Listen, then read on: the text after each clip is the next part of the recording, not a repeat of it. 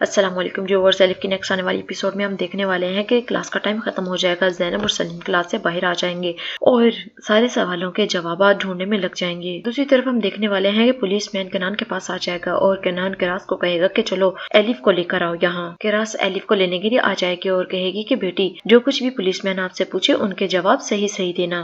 Elif हाँ में sir हिलाएगी और फिर हम देखेंगे कि एलिफ पुलिसमैन के पास आ जाएगी। एलिफ बहुत ज्यादा डरी होगी और वो किरास के पीछे छुपने लग जाएगी। केनान कहेगा एलिफ बेटा डरने की कोई जरूरत नहीं, पुलिस अंकल जो भी पूछे उनका सही सही जवाब दो, हम आपके पास हैं।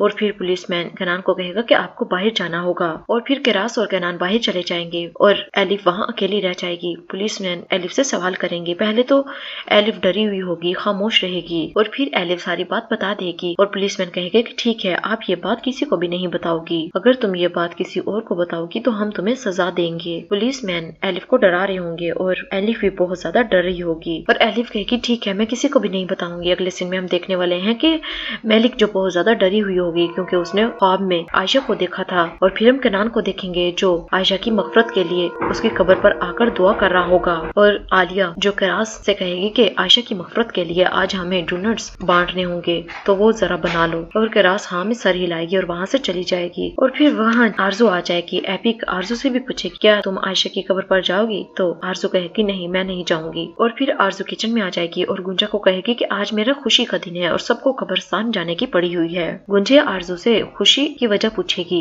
लेकिन आरजू कोई भी वजह नहीं बताएगी। फिर हम ज़ैनब को देखेंगे जो कॉलेज आ जाती है और सलीम पहले से ही ज़ैनब का वेट कर रहा होगा और बहुत परेशान होगा। ज़ैनब उससे परेशानी की वजह पूछेगी लेकिन सलीम कोई भी उसे बात नहीं बताता। किरास जो किचन में काम कर रही होगी और वहाँ टूची और एलिफ आ जाएंगी और वो पूछेंगी कि आज क्या है, ये इतना कुछ क्यों बन रहा है। तो किरास बताएगी कि आज आयशा आपा का 40वां है। तो टूची कहेगी 40वां क्या होता है। तो किरास कहेगी कि मैं आज बहुत मसरूफ हूँ, तुम जाकर अपनी दादी से पूछ लो। और फिर टूची और एलिफ आलिया के कमरे में आ जाएंगी लेकिन आलिया पहले से ही मसरूफ होगी, सूरह यासीन पढ़ रही होगी और फिर दोनों बच्चियां उसे देखकर वहीं से वापस चली जाएंगी। और फिर हम मेलिक को देखेंगे जो बार बार आयशा को कॉल मिला रही होगी और आगे से कोई रिस्पॉन्स नहीं आता। मेलिक आयशा को लेकर बहुत ज्यादा परेशान होगी। दूसरी तरफ टूचे और एलिफ जो दोबारा किचन में आ जाएंगी और किरास को कहेंगे कि कब्रिस्तान जाकर क्या करते हैं। तो किरास दोनों बच्चियों को दुआ मांगना सिखा रही होगी। और फिर हम सलीम और ज़ैनब को देखेंगे। आखिर सलीम ज़ैनब को अपने दिल की हाल बता ही देगा